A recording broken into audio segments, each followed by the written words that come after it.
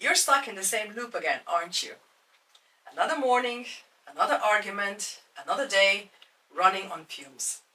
You're exhausted, overweight, and you keep telling yourself, maybe I just need a reset. Maybe a long fast will fix everything. Now I get it, because that was me. I tried to fix my chaos with long-term fasting. 21 days, 30 days, even more, thinking it would save me. But instead of clarity, I found the truth. Most people don't fail fasting because of hunger. They fail because they are not mentally ready.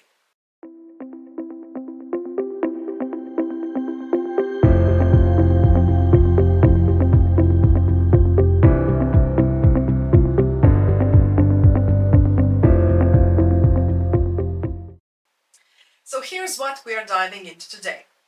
Why your fasting attempts keep failing, and how your mindset sabotages you before you even begin. The real reason you never finish what you start, and what it says about your relationship with self-discipline.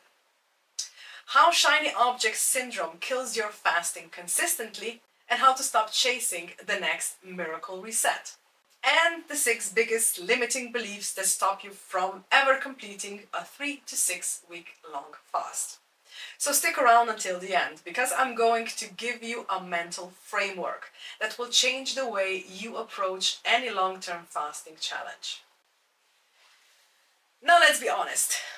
This isn't really about fasting, is it? It's about patterns. Now, every time you set a goal to lose weight, to detox, to get healthy, you start strong. But then something happens. Work gets busy, life gets messy, emotions flare up, and you stop. You tell yourself it's a lack of time, a lack of energy, but deep down it's about trust. You've broken promises to yourself so many times that your brain no longer believes you'll follow through. That's why long-term fasting, anyway, from 3 weeks, 30 days, 6 weeks, it exposes you. It's not a physical challenge. It's a mirror that reflects every unfinished project and every broken commitment. Here's a little exercise. Ask yourself, are you quitting because you're tired or because you never learned to keep promises to yourself? Now, if this hits home, comment below. I'm done breaking promises. And I promise my first comment is going to be the same, because awareness is where readiness begins. You know that feeling you see someone post a fasting transformation and think, that's it, I'm going all in. But 2 days later, you are searching a different cleanse or a new miracle diet. That's shiny object syndrome, and it kills consistency. Every time you chase something new, you abandon the thing that might actually work. But only if you stay long enough to see the results. So if you've been jumping from keto to juice cleanses to fasting and nothing sticks, it's not that those diets or fasting doesn't work. It's that you are addicted to starting over. So before you begin a long-term fast, commit to seeing one thing through. No more resets, no more detours. Consistency beats excitement every single time. You know, the other day I was talking with an acquaintance of mine about my fasting. She was complaining about her weight, and I casually told her what works for me.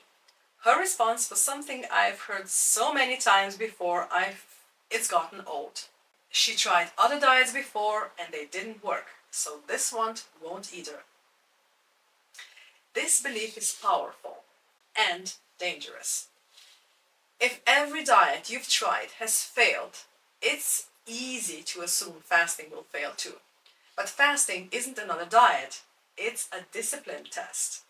When you fast for 3, 4, or even 6 weeks, you're not just changing your body, you're confronting the stories you've built around food, control, and comfort.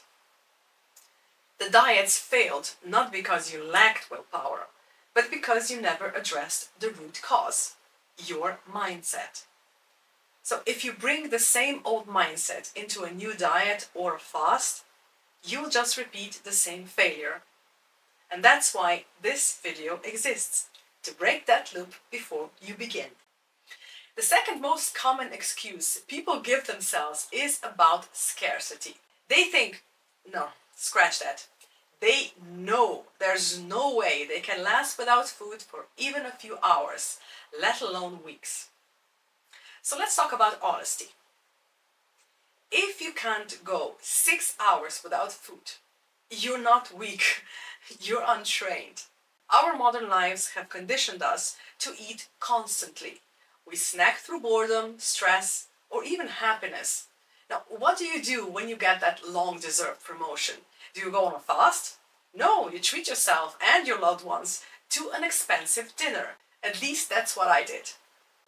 So when you remove food, it's no longer hunger you're feeling, it's withdrawal. And withdrawal from comfort hurts. But here's the truth. Hunger passes, emotions don't, unless you face them. Now, before starting your weeks-long fast, practice short-term fasting. Not to detox your body, but to train your brain to sit with discomfort. If you can master that, you'll handle the long fast like a warrior. There's this friend I have. She consistently complains about being overweight. And she's right, she is.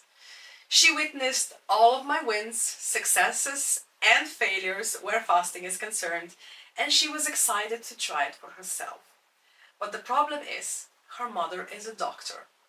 And since she still lives with her parents, fasting is out of the question.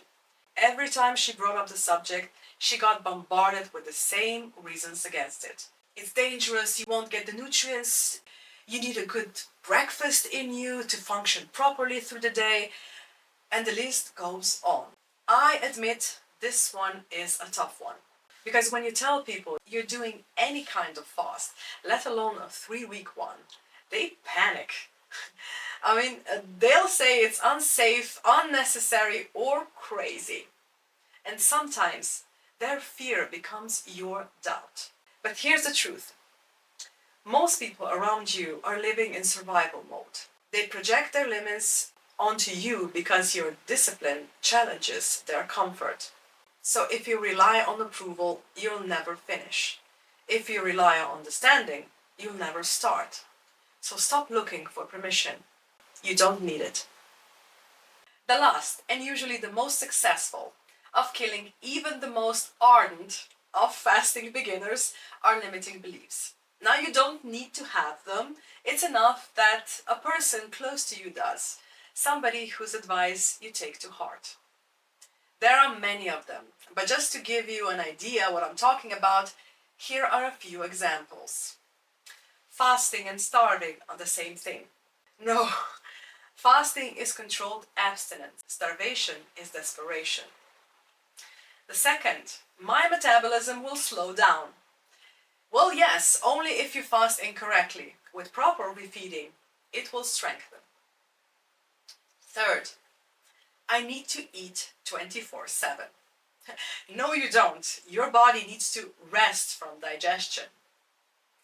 Fourth, I'll be starved of nutrients.